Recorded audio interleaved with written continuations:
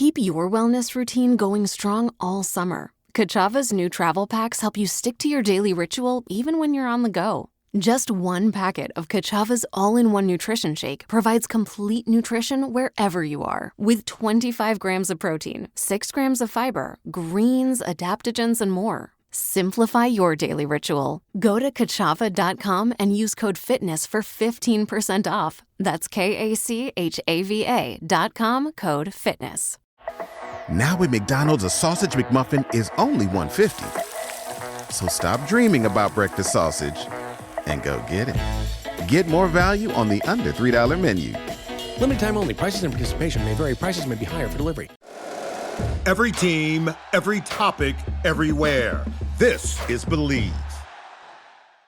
Welcome to Orioles on the Verge. This is Zach Spedden, joined as always by Bob Phelan and Nick Stevens. And on tonight's episode, we're going to get into the hot start to the 2026 season for Adley Rutschman and what it could mean for his future with the Orioles. Should they take a look at extending him before he reaches free agency after the 2028 season? We're also going to look at some players that are maybe making early cases alongside Rutschman to be named All-Stars, with the All-Star game about 2 months away. And that is on tonight's episode, which is brought to you by IQ Bar, our exclusive snack, hydration, and coffee sponsor. IQ Bar protein bars, IQ Mix hydration mixes, and IQ Joe mushroom coffees are the delicious, low-sugar, brain and body fuel you need to win your day. The Ultimate Sampler Pack is a great way to try all IQ Bar products and flavors. You get 9 IQ Bars, 8 IQ Mix sticks, and 4 IQ Joe sticks. All IQ Bar products are clean label certified and entirely free from gluten, dairy, soy, GMOs, and artificial ingredients. All IQ Bar products are packed with clean, delicious ingredients that keep you physically and mentally fit, like magnesium, lion's mane, and more. With over 25,000 5-star reviews and counting, more people than ever are fueling their busy lifestyles with IQ Bars, brain and body boosting bars, hydration mixes, and mushroom coffees. Their Ultimate Sampler Pack includes all 3. IQ Bars become part of my daily routines, whether it's starting my morning with IQ Joe, grabbing an IQ Bar, or IQ Mix to refuel or rehydrate after a hard workout. And right now, IQ Bar is offering our special podcast listeners 20% off all IQ Bar products, including the Ultimate Sampler Pack, plus free shipping. To get your 20% off, text MLB to 64,000. Text MLB to 64,000. That's MLB to 64,000. Message and data rates may apply. See terms for details. Now, the story of Adley Rutschman with the Orioles has had its share of ups and downs since he debuted in 2022. It felt like it was an immediate impact. The 22 team was struggling at the time that he was promoted, and although it took him a while to get going at the plate, he was a big reason why that team was able to rally to an 83-win season and make a little bit of a push for a wild card spot. The Orioles, of course, come out and win over 100 games the following year and the American League East. Adley, an all-star that year, he follows up with an excellent first half in 2024, but a second half slump led into a disappointing 2025 season, not just for Rutschman, but for the Orioles. So this year, what we were hoping to see was some semblance of a bounce back from Rutschman, a healthier player and something closer to the player that we saw from 2022 through the first half of the 2024 season. And while Rutschman did have a brief IL stint earlier this year, he has been delivering at the plate with a 1-for-4 performance included as part of this line on Monday. Rutschman is hitting .302 with a .908 OPS in 26 games this season. The 28-year-old right now is set to become a free agent after the 2028 season, which will be his age 30 campaign.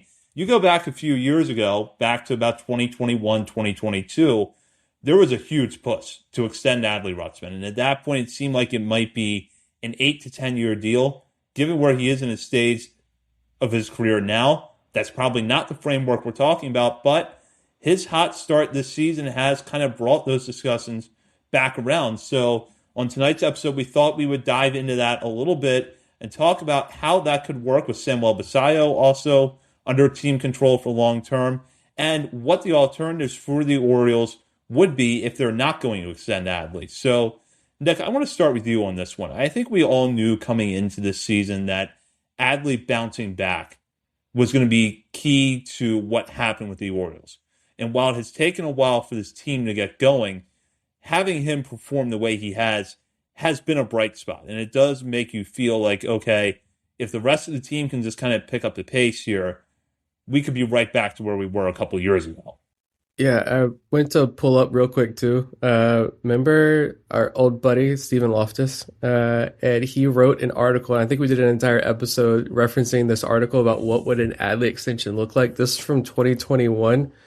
And I think there was a lot of discussion about a 12-year, $200 million deal for Adley Rutschman many years ago. So fun to go back and look at that stuff. But yeah, Adley's resurgence this year is, look, things aren't great. We're recording this after the Orioles did pick up a win against the Yankees to make it 2 straight. By the time this comes out, they could have lost 2 straight, and we could be feeling completely different. But tonight, as we're recording this, it feels good to get that win, especially after being no hit through almost 7 innings against the Yankees. To finally get a win there, get that win on Sunday against the A's to salvage that series. But where would this team be at? It's already not great. Looking up a little bit maybe, but where would this team be without Adley's performance be this year? I don't even want to think about that. His resurgence is just amazing to see. And actually, if you go back and look at the numbers, a lot of his numbers from last year, I'm mad at it and dive a little bit deeper into them last year, because last year, if you just look at the surface level, it wasn't a great year. He only played and he missed a ton of time last year, only 90 games or so last year. But there was a lot under the hood that pointed to this potentially happening, and it's good to see it happening actually with actual results on the field. Yeah, absolutely. And tonight, again, we recorded this a few days ago as you're listening to this, but Adley broke up the no-hitter with the single and then scored on the 3-run homer by Kobe Mayo, which was huge, and the Orioles were able to hold that lead. But yeah, Adley's been fantastic this year. He's already got more F-WAR than he did all of last year. Obviously, he did miss a lot of time, 90 games last year. He's only played in 25, and he's already got 1.3 F-WAR compared to 1.2. Last year, he had 2.7 in 2024, so it looks like he's going to sail past that, going to look a lot more like the 2022, 2023, 5.5 WAR seasons, knock on wood. But it's been amazing to see. Yeah, I'm all about extending him because I was already in favor of it before the season started, just because you're going to need that guy. With Samuel Basallo, he's such a big guy. Even if he can play a very, very capable catcher behind the plate, which I think he is fully capable of doing, you don't want him playing 100 games at catcher. It's going to wear his body down. The bat is too valuable to do that. I think you're always going to want someone that's ahead of him, or at least could split time with him behind the plate. And Adley, I think, is perfect. He came up in this organization. He's kind of like the face of the franchise kind of guy. I think even in the last couple of years, at his lowest, he's still a really valuable player to have, at least for the Orioles. And now, after this hot start to this season, maybe he's going to be more open to it as he does approach his age 29 season after this year. He's a free agent after 2027. I would sign him anywhere from 3 to 5 years. Catchers don't make a ton of money on the free agent market for good reason. They break down and can age pretty quickly, but 3 to 5 years, around $20 million a year, maybe a little bit less. I'm all about it. I think it would be a fantastic tandem. And even if you do have guys like Creed Willems, Ethan Anderson, catchers, a lot of catchers in this organization coming up, first of all, you're always going to need a third catcher on the 40-man roster, and a guy like Ethan Anderson who could play other positions and be like the emergency third catcher, especially with Samuel Basallo getting DH time, and that's really looking down the line. But yeah, back to Adley, a 153 WRC plus on the season. He's walking less than ever, but he's got the highest ISO of his career. He's hitting doubles. He's hitting home runs. He's looking good from both sides of the plate, offensively and defensively. He's calling good games back there. He's throwing runners out. He's looking like the Adley we thought we had for the past couple of years that kind of disappeared. I think it was due to injuries, like 80%, but he is back and happy to have him. The thing that's always stood out to me about Adley when he's on at the plate is not the power, but it's the ability to just seemingly control every quadrant of the strike zone and to be able to go with the pitch when he needs to, but then also take some pitches that don't look like they're really obvious pitches to drive and be able to line them into the gap. And it's that kind of good doubles power that we see from him when he's on. And there's signs of that this year. I mean, his whiff percentage right now is in the 96th percentile. And this just tells you that when he swings at pitches, he's not swinging through them a whole lot. His walks are down, but at the same time, with the way that he's controlling the strike zone and the fact that he's making good quality contact when he does get the bat on the ball, I'm not real concerned about that. And then, looking at his defense, which is, a part of a discussion, I could tell you some of my issues with his arm, but basically nothing has changed there. He's a very good framer. He seems to work well with the pitching staff. The arm has never been his strength, but it's always been that he does enough other things well that you can live with the arm. And that's sort of where I feel like he is right now.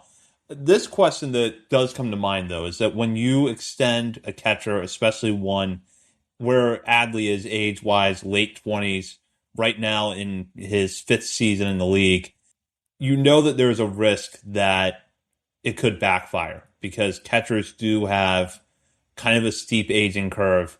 Some guys, though, like Salvador Perez, can get multiple contract extensions, all of them work out.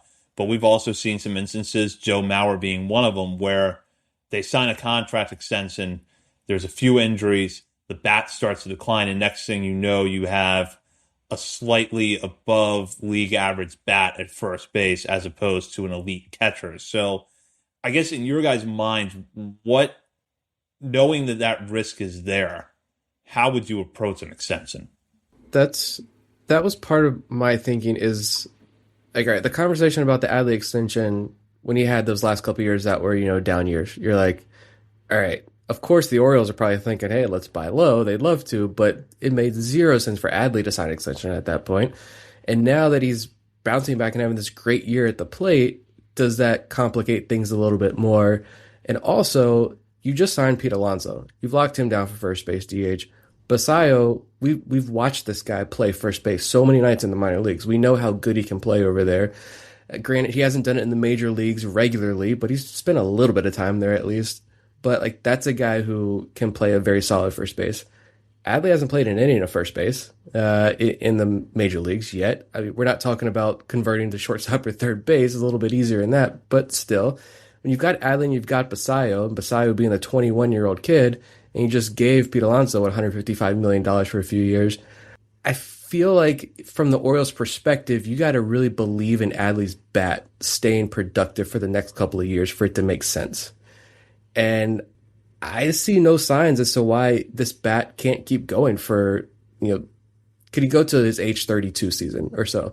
Can you get 4 more years, 5 more years out of Adley's bat? I think so. That's how the defensive reasons and the other guys you got on this roster and the younger options you have on this roster, if they were to not extend him and just play this out and hope maybe he can help you this year or next year get that ring, maybe that would be ideal in the Orioles' eyes. But at the same time, I think it comes down to whether or not you believe in that bat for the next couple of years. And I think I see a lot of reasons as to why it's going to stick around long enough for that contract to pay off.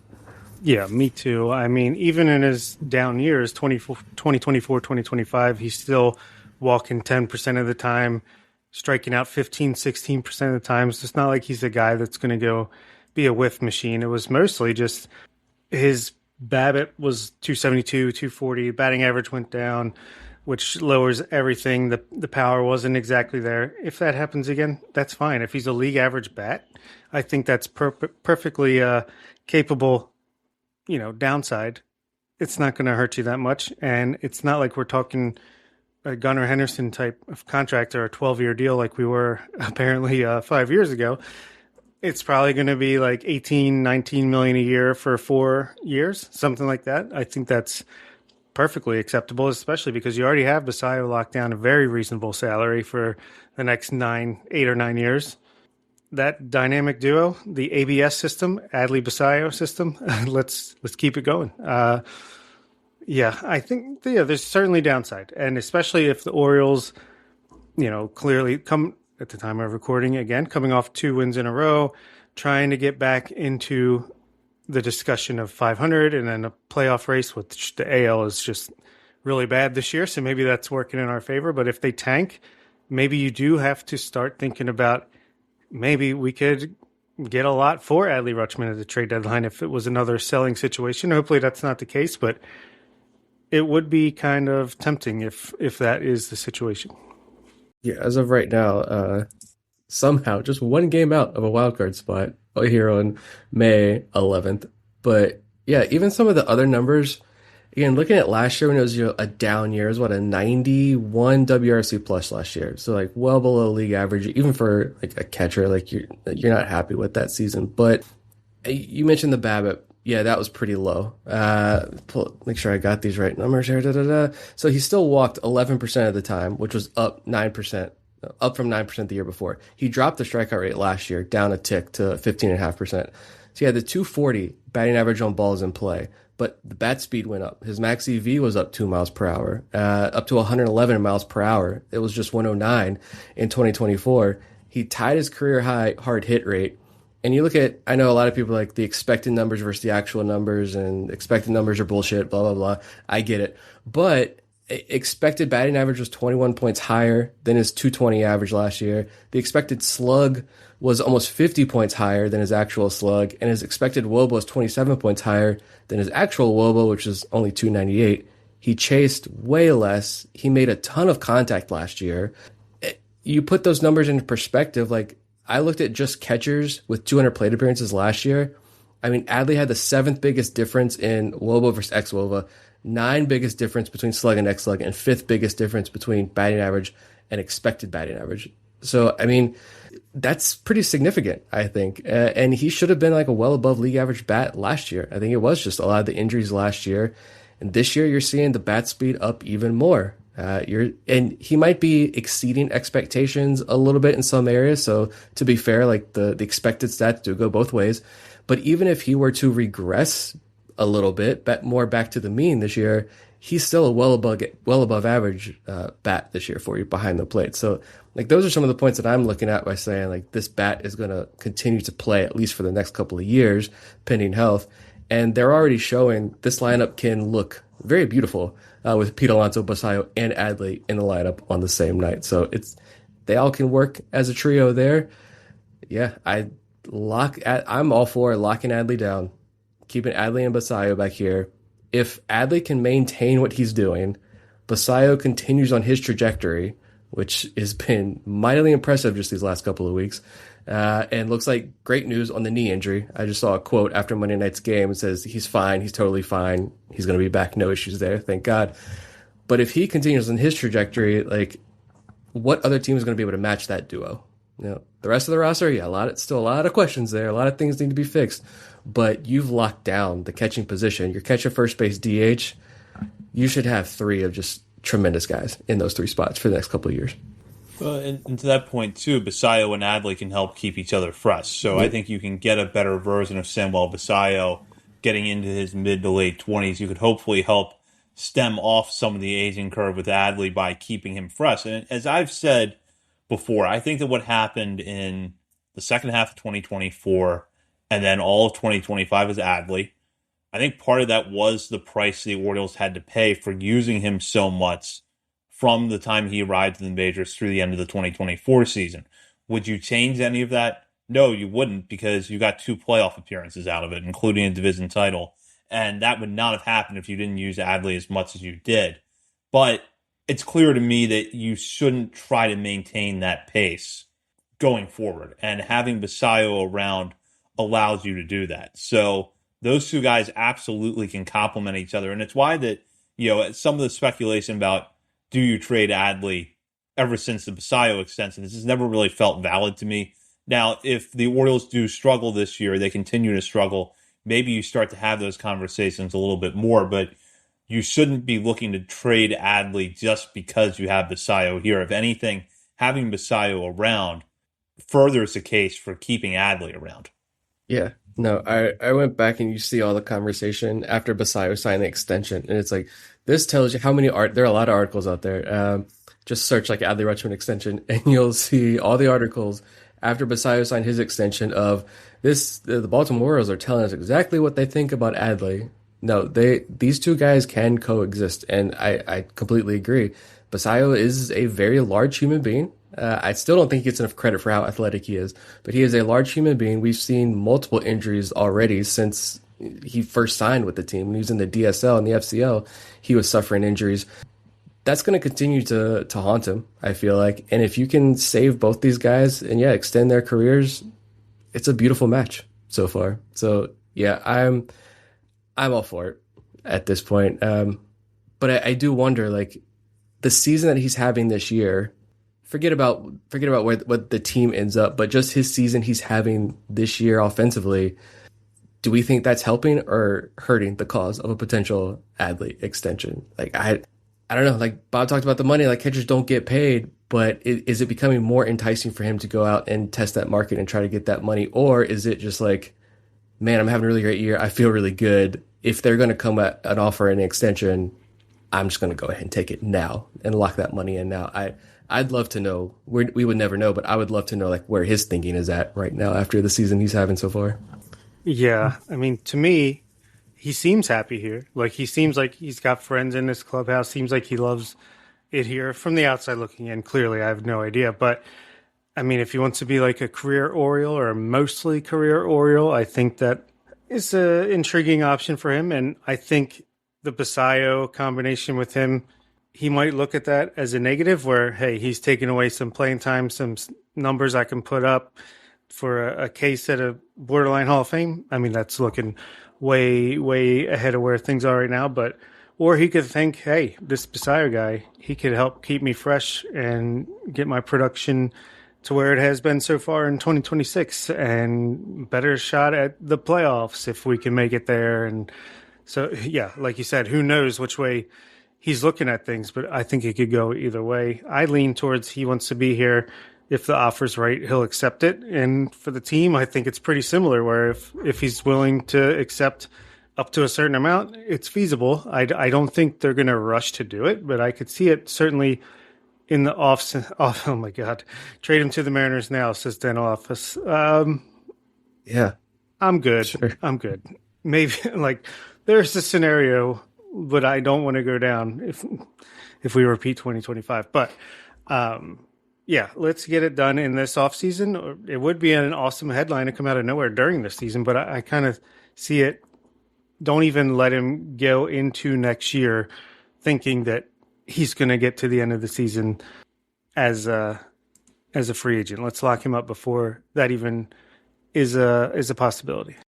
You know, I think we have to acknowledge, too, that it is a two-way street. There's a lot we don't know. There's also a lot we don't know about how free agency might or might not look after the collective bargaining agreement expires and whatever the fallout is of that. But I do think it's clear right now, if you're looking at it from the Orioles' perspective, and even a little bit from Adley's perspective, that there's a strong case right now for an extension. He just wants to hit free agency and go join Grayson in LA. That's what he's waiting for. And with that, now we will head into our final segment of the night. Last call brought to you by Checker Spot Brewing, located at 1421 Ridgely Street. Checker Spot is not far from Camden Yards, making it the perfect place for a pre- or post-game drink. If you don't have tickets to the game, though, or you're looking for something to do when the Orioles are out of town, Checker Spot is also a great place to watch the game with plenty of TVs as well as good food and drink. They're also open 7 days a week, so be sure to check them out. Checker Spot Brewing, located at 1421 Ridgely Street in South Baltimore. Now, have this question here about Adley Rutschman, and yes, it does feel premature and a hard conversation to have, given some of the struggles that this team has faced, but we are 2 months out from the All-Star game, and it feels safe to say that if Adley Rutschman maintains the pace that he's on right now and he stays healthy, he could be looking at his third All-Star selection. Are there any other Orioles that right now we think that if they maintain their pace or they get hot at the right time, could join Adley in that conversation? So this is a very early preliminary look at who might be All-Stars on an Orioles team that has struggled, but there are some interesting individual performances. And Nick, I'll start with you on this one. outside of Adley, is there anybody in your mind making a case right now for an all-star nod? I think it's consensus one guy. I don't know if you guys have any others, but Rico Garcia is about it. What he's doing is just truly unbelievable. Like, shout out to Rico Garcia. Let's see, he pitched an inning tonight, Monday night, so up to 19 innings, 22 strikeouts, just 7 walks, a .47 ERA, couple saves, couple holds. He's becoming pretty reliable in this bullpen, what a truly remarkable story. You had the Yinir Cano All-Star story a couple years ago. I think you might have another one here, Enrico Garcia. So, yeah, I mean, I don't want to get back to the rest of the lineup. Good vibes only right now, but we'll keep it positive with the Rico Garcia, and just truly unbelievable. We talked about Rico Garcia just a couple weeks ago, right? And can he hold this up? And you look at he had allowed like no hard hit balls, like no home runs at that point. I think the next night or so he allowed a home run, but that was just one blip on the radar. He's a reliever; it happens. He's been on cruise control since then, and a reliable force in the back end of this rotation, which has helped as Ryan Helsley goes down for a couple of weeks there. Tyler Wells is now in Norfolk. We thought he was a nice little safety blanket in this bullpen. So having Rico Garcia step up has been amazing. But having that conversation a couple weeks ago, we talked about how, sometimes good players just face that roster squeeze. And unfortunately, you got to make really tough decisions with some guys, and you're going to lose one or two guys, really good teams with really good rosters. It's going to happen to all of them at some point. And the Orioles just benefited in being able to pick up Rico Garcia that year. I did not see this Rico Garcia emerging. It's fun to look at the fastball data he had last year, and one of the highest IVBs, like 5th or 6th highest IVB in all of baseball last year. Good velo, 95, 96 on top of that.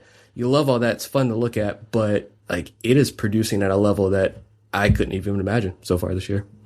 He still has a 0.00 BABIP on the year because he's only given up one hit, and it was that home run. He's been amazing. Yeah, if the All-Star game was this weekend, he's absolutely there. If he can keep this up in any remotely, I don't know. I'm trying to say if he can continue to be really good, I think he's going to be there. There's always non-closer relievers on the All-Star team, at least one or two. Yunier Cano did it. I think Darren O'Day did it one year. If Rico keeps this up, he'll absolutely be there. Adley will be there, it seems like, for sure. Wouldn't it be interesting if Basayo made it as well, and you had Adley and Basayo to go with Cal Raleigh as the catchers back there? I don't really know what other catchers are doing in the league, but Adley and Basayo are certainly looking like they are worthy of it, especially if Basayo continues to perform the way he has after a really slow start. Hard to believe that he had that slow start the way his numbers look right now today. And Taylor Ward, I think, leading the league in walks with 41, which is wild, but not any power to go with it, which was so weird. I mean, he's got 13 doubles, but I feel like a lot of those were really early in the season. He's got 1 home run. I wonder if he's nursing a minor injury and he's just leaning into the walks. It's working, but if the power can start to creep in a little bit more, maybe he's an option for the outfield, but outside shot. Yeah, I agree on Garcia. I think that if he just maintains this, he's going to be right in there. And then with Ward, it's an interesting thing because in some respects, this is one of Taylor Ward's best all-around seasons with the way that he's walking. The amount of doubles that he said, as Bob pointed out, felt like a lot of those came early in the year. With that said, it's hard to be a corner outfielder and be in the all-star mix with such little power unless you're a Stephen Kwan type where you're a plus defender and you're in the top 3 in batting average in the month of July. Outside of that, it's hard to be a corner outfielder that doesn't hit for a lot of power. But if Ward can get the home run numbers up, I think he could at least be one of those guys that maybe gets named to the roster later after a couple of players are scratched from the game for whatever reason.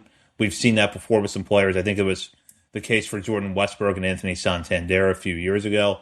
So I keep an eye on that. But right now, I do think it's really limited to Adley and Rico Garcia.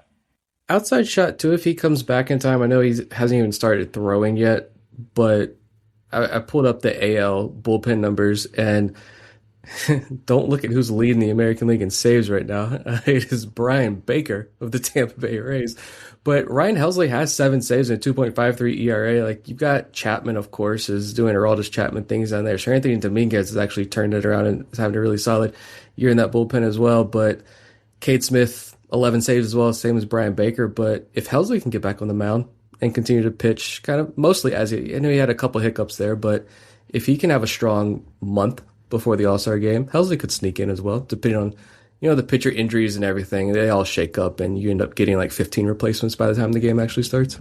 And with that, that does it for this episode. We will be back next week. We're going to be recording on a different night next week, so stay tuned to our social media channels for an update on that. You can find us at Facebook, Instagram, Threads, X, TikTok, YouTube, Twitch, and Blue Sky. We're also over at Substack, OriolesOnTheVerge.substack.com. And while you're browsing around the internet, be sure to head over to Patreon.com and sign up to become a member at the $3, $5, or $10 levels, where you'll have access to bonus weekly coverage from Bob, Nick, and myself, as well as monthly updates to our top 50 list, access to Patreon-exclusive channels within our Discord community, and a whole lot more, so be sure to check that out at Patreon.com. For Bob Phelan and Nick Stevens, this is Zach Spedden. You've been listening to Orioles on the Verge, part of the Believe podcast network. If you like the show, please take a moment to rate, review, and subscribe. It really does help the show to grow. Thank you for listening.